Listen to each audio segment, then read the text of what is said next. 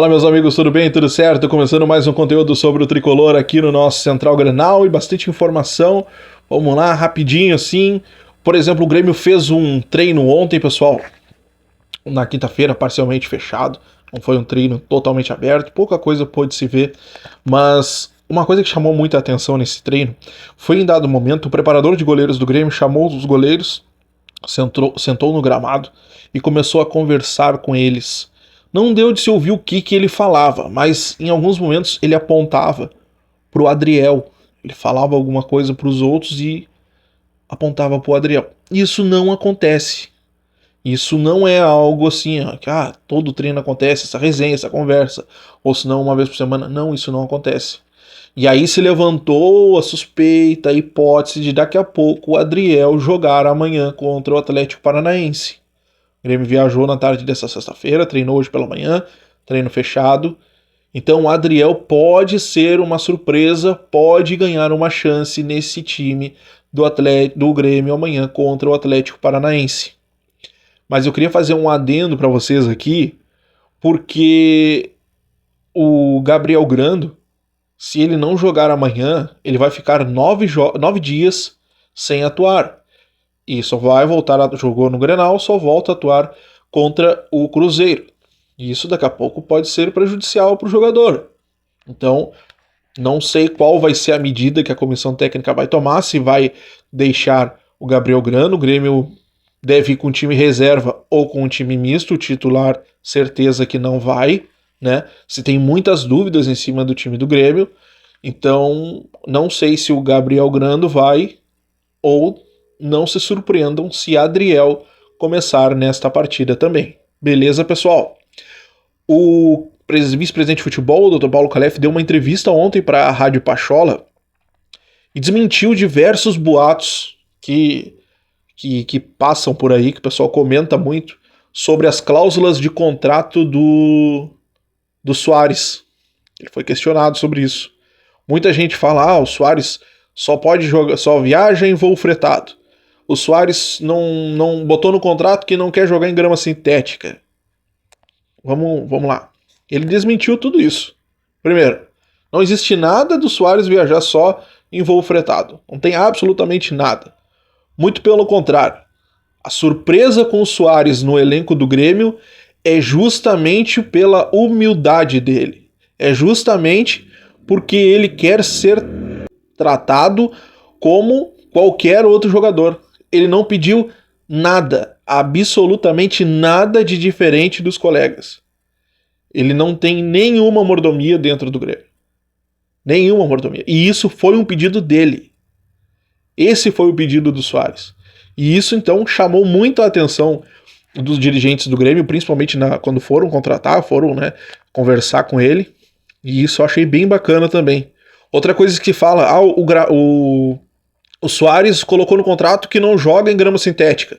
Mentira também. Não tem nada sobre isso. Existe um cuidado da comissão técnica. Existe um cuidado do Grêmio para o Soares não jogar. Porque pelo Soares ele jogava. Mas existe um cuidado do Grêmio por conta daquele problema que ele tem no joelho, que ele já teve no Nacional, que ele joga 2, 3 jogos e daqui a pouco ele sente dores, aí ele tem que parar. Então o Grêmio faz isso, o Grêmio joga com ele 2, 3 jogos, vê como é que tá a condição, aí no próximo já dá uma folga para ele poder descansar, tenta não colocá-lo em jogos com grama sintética, como foi contra o Palmeiras, como vai ser agora contra o Atlético Paranaense, mas não porque está em contrato, e sim porque é um cuidado com o jogador, e isso parte do Grêmio, porque pelo Soares ele jogava.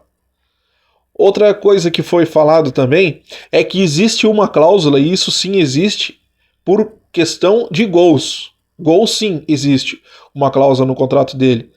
Mas um outro pedido do Soares, que também chamou a atenção da direção e tudo mais, é a retirada de jogos com times de menor expressão.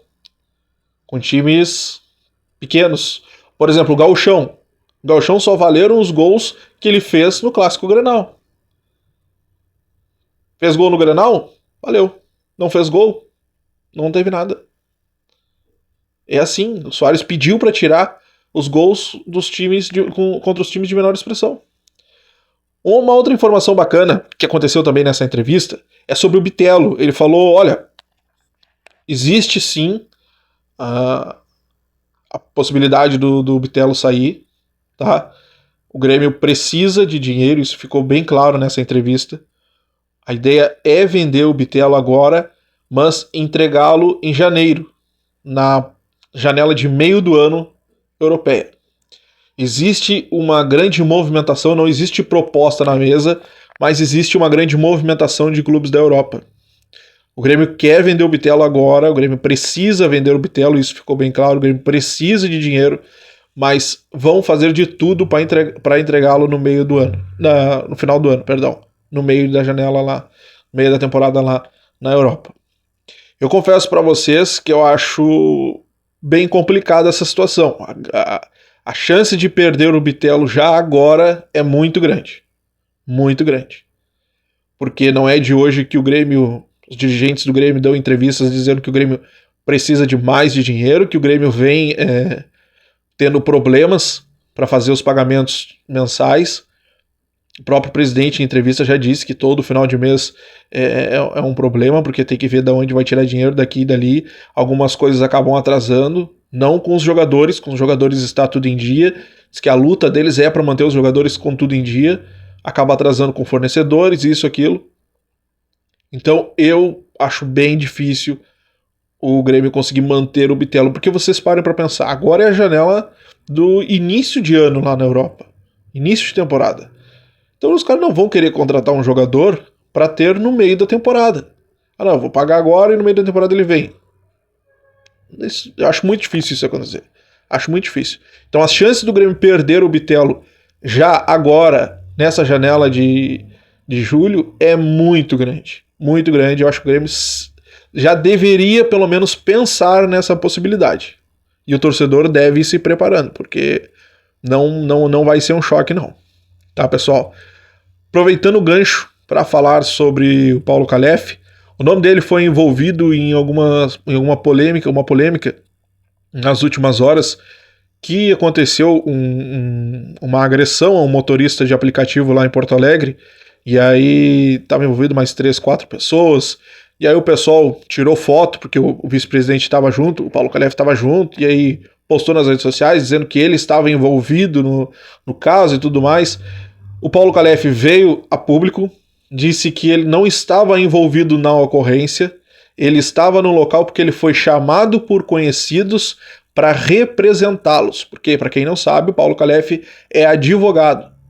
Então, ele estava sim ali no local onde foi gravado e tudo mais, com essas outras pessoas que estavam envolvidas nesta situação, mas ele estava como advogado e não como um envolvido do caso. Beleza, pessoal? Ele desmentiu isso nas redes sociais dele. A página que fez essa publicação dos vídeos pediu desculpas, né? Uma grande página até lá de Porto Alegre de informação, de grupos lá das redes sociais, também acabaram tendo que desmentir essa fake news aí. Beleza, pessoal? Se inscreve aqui no canal, ativa o sininho de notificações, não perde nada sobre o Tricolor. Até a próxima. Tchau!